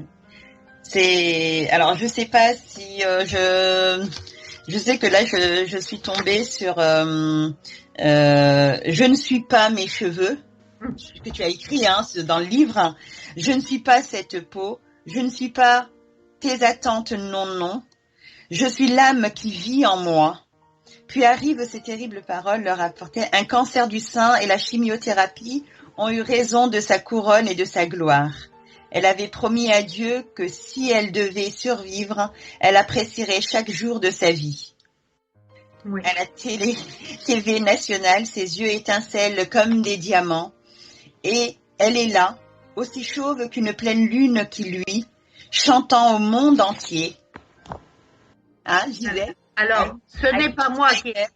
Pardon. C'est pas mes cheveux, oui. Voilà, ce n'est pas moi qui ai écrit ce texte, c'est une chanson qui existe en anglais. Ouais. Et ce qui est le plus émouvant, c'est que ça m'a été envoyé par une amie anglaise. Ouais. Un jour, elle me téléphone et elle me dit « Je suis en train de chercher un voyage pour venir à Paris. » J'ai dit « Ah bon, tu viens à Paris ?» Elle me dit « Oui, parce que je sens que tu as besoin de moi. » Et le lendemain, elle était là. Ouais. Je ne lui avais rien demandé. Et donc, c'est elle qui m'a donné ce texte et voilà. J'ai découvert aussi certaines personnes à l'occasion de ça. Oui, ben justement, là, j'ai une question peut-être pour tous. Et puis, qui est un chapitre de ton livre, comment trouver sa place, toute sa place, rien que sa place en tant que membre de l'entourage. C'est un chapitre, c'est une question. On a besoin de positivité, de force et non pas de pitié. Hein? On a besoin aussi d'encouragement à la combativité. Est-ce que tu as eu le soutien de la part de tes proches? J'ai eu un soutien inconditionnel de ma famille, de mon amoureux, même de gens qui étaient un peu plus éloignés de moi.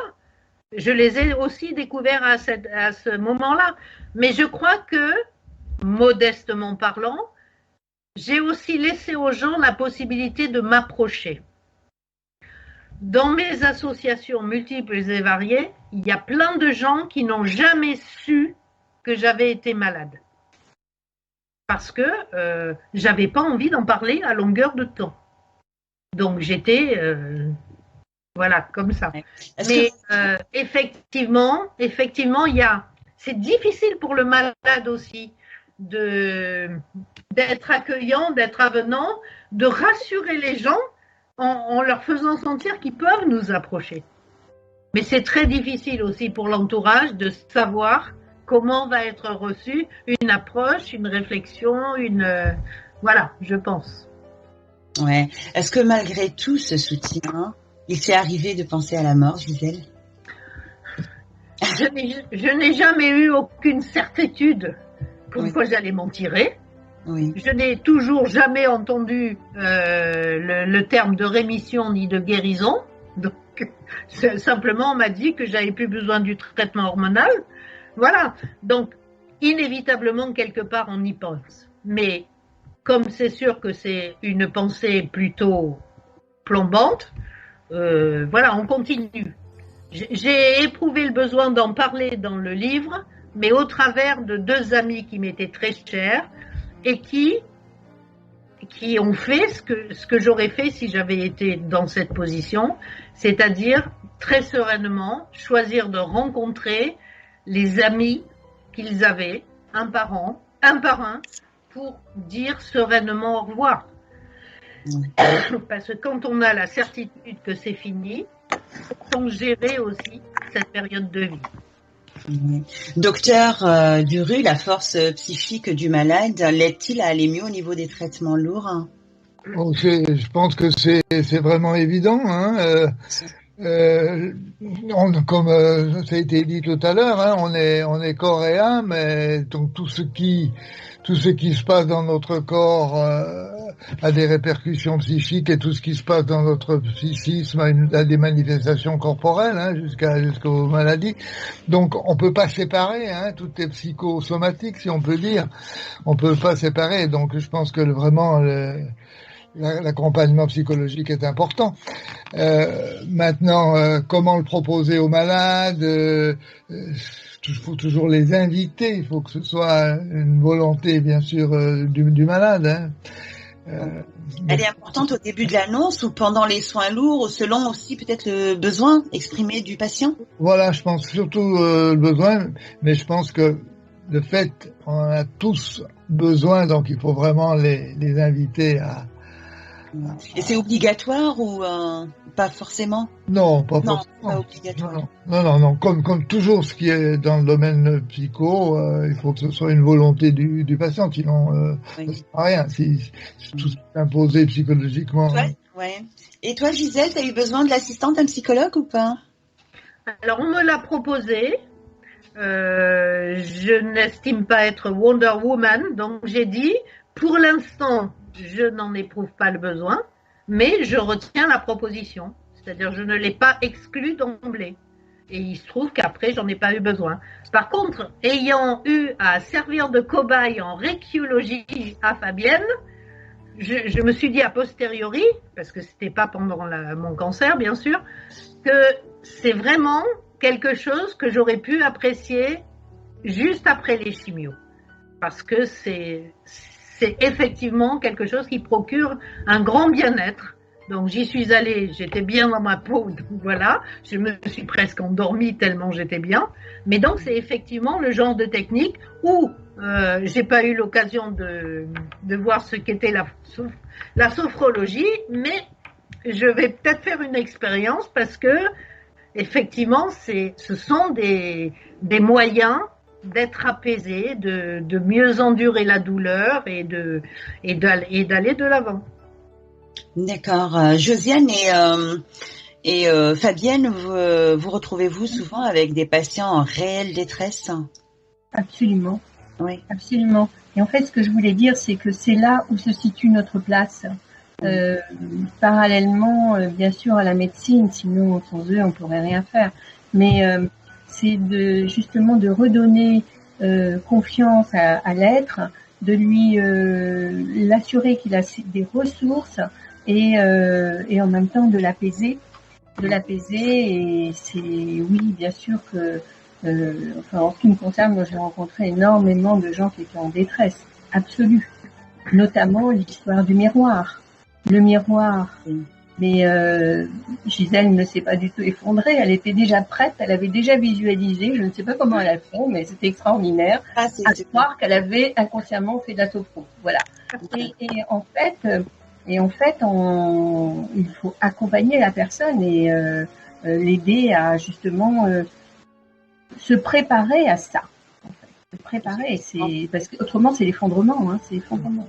Ouais, parce que j'essaie d'imaginer, je vois bien en fait cette personnalité de Gisèle comme tu le dis si bien, mais c'est vrai que j'imagine en fait les femmes comment elles peuvent avoir en fait ce moment en fait tellement sensible d'une minute à l'autre, même si elles savent qu'il va y avoir en fait une chute de cheveux, mais le fait de le penser et le fait de le voir comme ça, c'est quand même quelque chose de très très dur à affronter.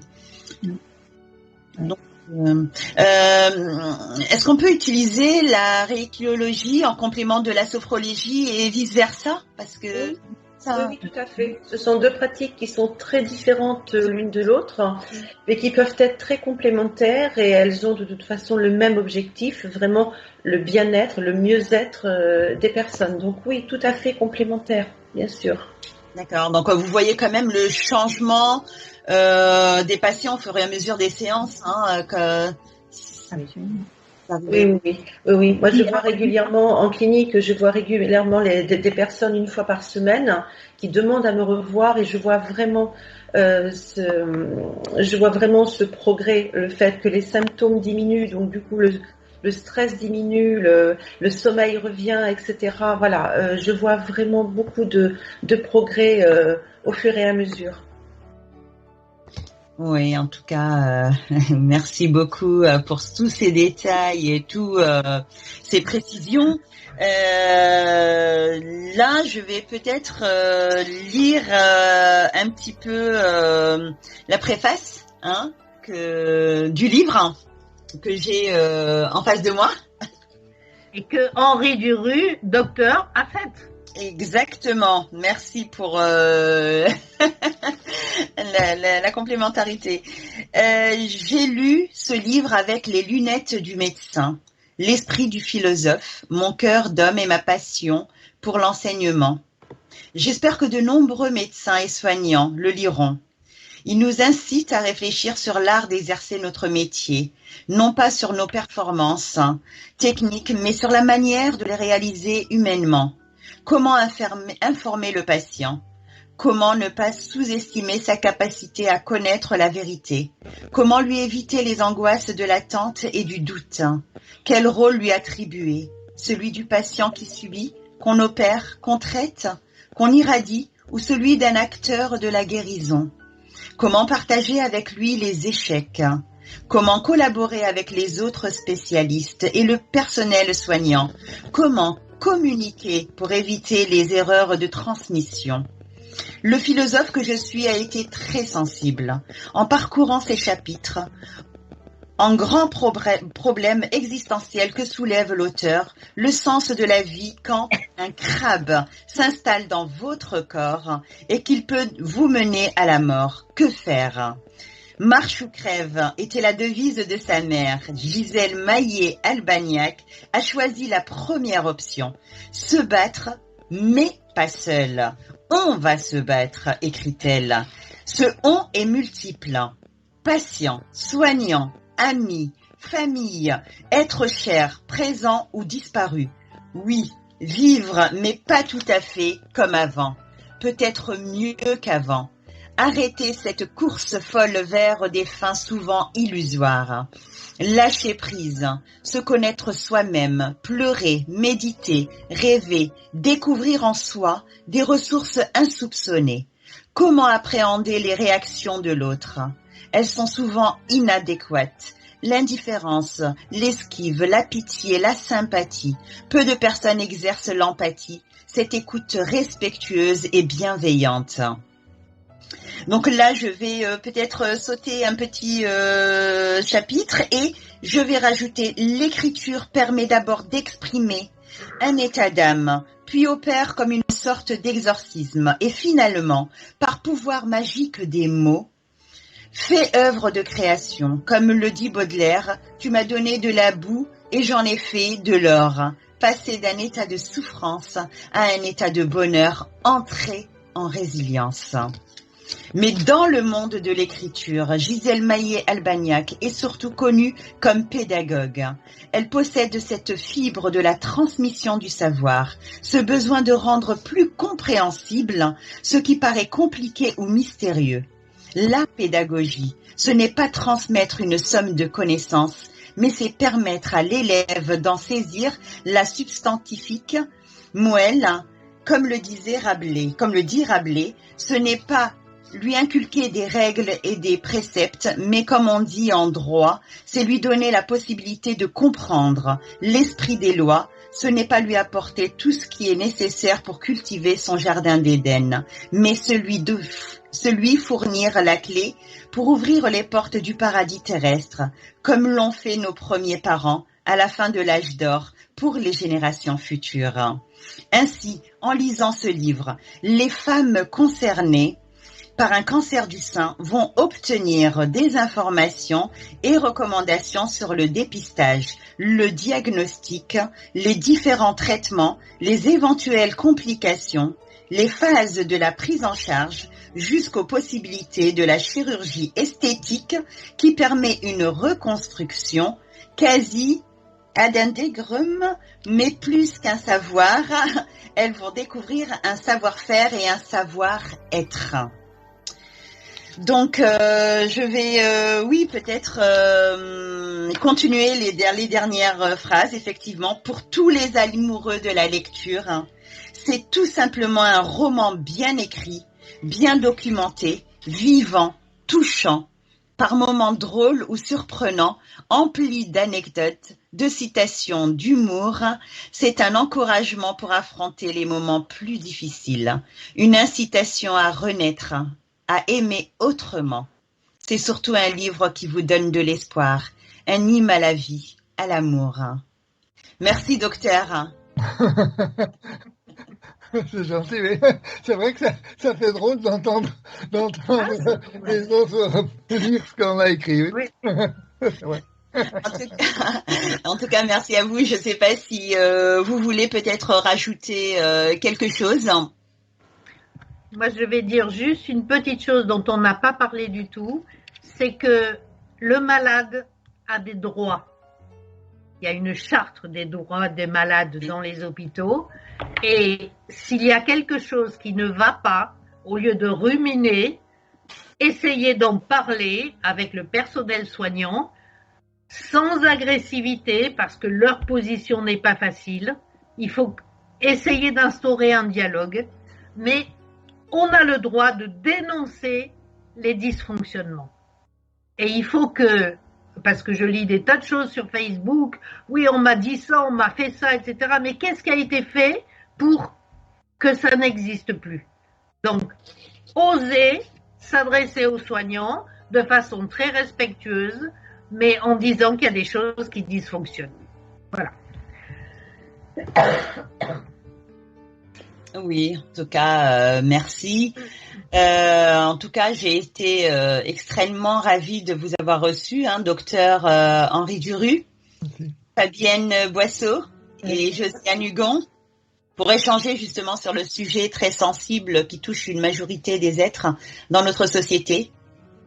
Merci à vous. Merci pour l'animation. Merci, avec grand plaisir. Très bien. Merci. Merci à vous. Donc, on va peut-être conclure cette soirée.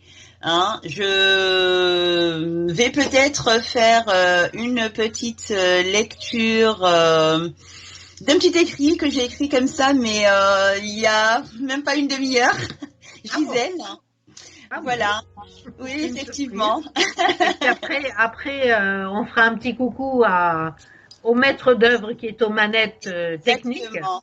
Janka, donc après ta lecture.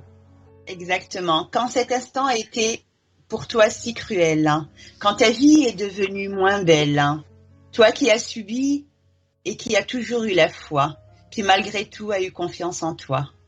Par la douleur de cette affreuse maladie, tu as surmonté le plus dur de ta vie, cette maladie qui s'est mise en chemin et qui a lourdement bousculé ton destin. Malgré tout, tu as rassuré les tiens, eux, qui t'ont apporté aussi leur soutien. Gisèle, tu es cette femme forte et courageuse. Femme très sage, tu restes prometteuse. Dès ces moments-là, tu profites du présent, de chaque présence, à chaque instant. Tu as transmis cette leçon qui, toujours, pédagogue, maîtresse jusqu'au dernier jour. Tu as compris que le plus important sont ces valeurs que tu transmets tant. Maman de l'humanité, je t'ai appelée dès que nos personnalités se sont croisées. Née une deuxième fois dans ce monde, tu nous envoies l'amour et tes belles ondes. Tu sais très bien que ton seul projet de la vie est de sauver le monde de tous ses soucis. C'est un combat à mener pour la santé, pour le bien-être des personnes déprimées. que tu as décidé d'écrire ton histoire pour les soutenir et à toujours y croire. Je salue ton courage, ta bataille, ta personne, pour ta joie de vivre, pour ton âme qui résonne. Gisèle, femme, mère, fille, amie, femme de courage, je t'offre ce poème en guise d'hommage. Voilà. Ça va faire pleurer. Non. Merci du fond du cœur. Vraiment. Je t'en prie. Alors, émouvant. Merci beaucoup. Je tiens à peut-être appeler Giancarlo. Giancarlo. Bonsoir. Bonsoir Giancarlo. Bonsoir. Alors ça a été un direct un peu compliqué pour moi, dans le sens technique, où on a eu pas mal de coupures. Je m'en excuse vraiment. Donc il est toujours en cours le direct, mais il a été assuré. Donc c'est pas grave, on refera un montage par après. Une soirée très intéressante où franchement je suis resté moi-même pas choqué, je veux dire, et émotionné d'entendre toutes ces informations aussi de la part du médecin, donc ces prises de conscience. Je pense que on a beaucoup de choses encore à faire, et que ce soit dans le domaine médical, mais aussi social, de l'approche du patient. La détermination du patient, comme Gisèle, a été une force de la vie qui l'a poussé à aller en avant, et qui, ce soir, aujourd'hui, témoigne de cette position, de cette détermination qu'elle a prise, que beaucoup devraient considérer comme, même dans les cas, je pense que le docteur Henry pourrait peut-être aussi donner son avis, même dans les cas des fois les plus désespérés, il y a des fois des situations qu'on ne s'attend pas, une reprise d'espoir, n'est-ce pas docteur? C'est Oui. Sans donner de faux espoirs, sans aller à l'extrême, mais il y a des cas comme ça, n'est-ce pas docteur? Oui, je crois que si on vit dans les pires situations, moi ce que j'essayais de faire comprendre aux patients, mais j'ai pratiqué ça seulement quand j'étais médecin généraliste, avant mes 25 ans de patron d'urgence, parce que après je ne suivais plus vraiment les malades. Mais ce que j'essayais de faire comprendre aux patients dans les pires situations, c'est d'abolir le temps et de vivre au maximum le présent. Mais vraiment le vivre. Et ce présent, pour finir, oui, il va se rallonger comme ça, mais on n'est plus ni dans le passé ni dans l'avenir. Vivre un maximum le présent.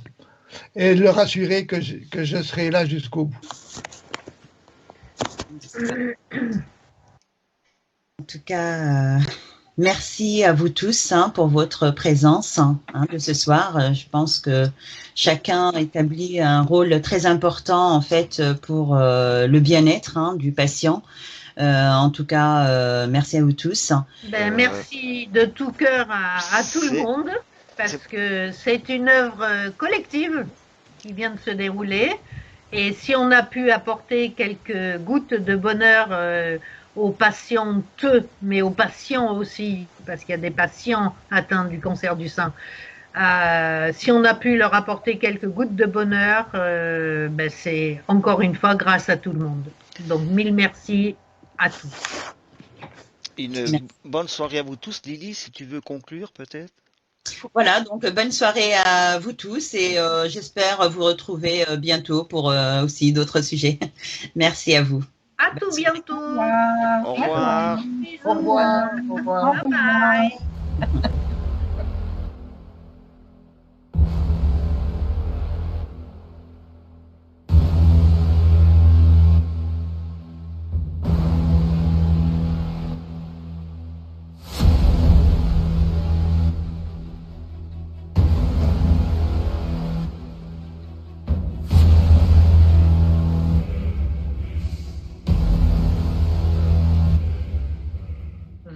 contre le cancer par le cœur et par l'épée.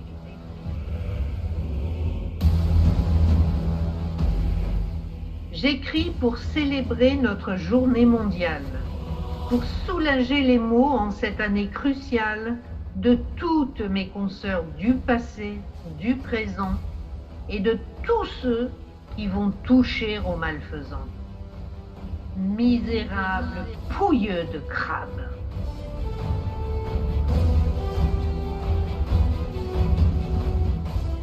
Encaissez la nouvelle. Affronter et toiser cet intrus maléfique jamais imaginé. Vraie prolifération au minable dessein d'envahir à bas bruit de l'être humain le sein. Écœurant squatteur bisyllabe.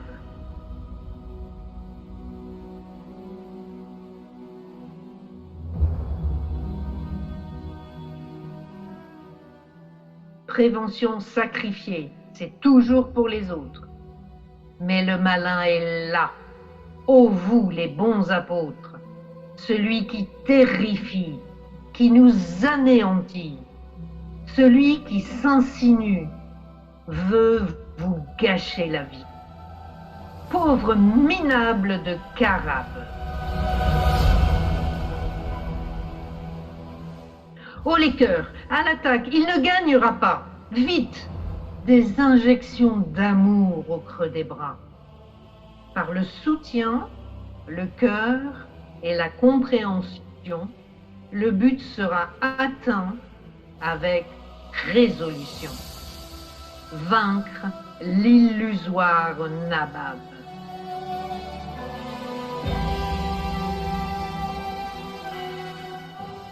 Amazon au cœur pur, chevauchons donc ensemble, armés d'un grand courage, et qu'aucune ne tremble, car notre acharnement à ne point succomber, par l'épée soutenue, nous fera triompher. Cancer, tu n'auras pas de rab.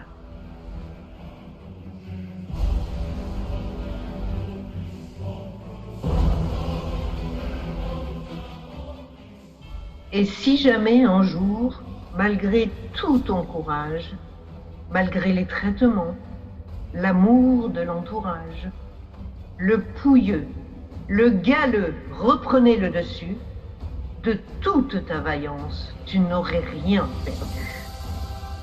Tu lutterais encore et te battrais toujours avec la même hargne et au nom de l'amour, montrant à tes enfants et à tous ceux qui t'aiment courage et dignité.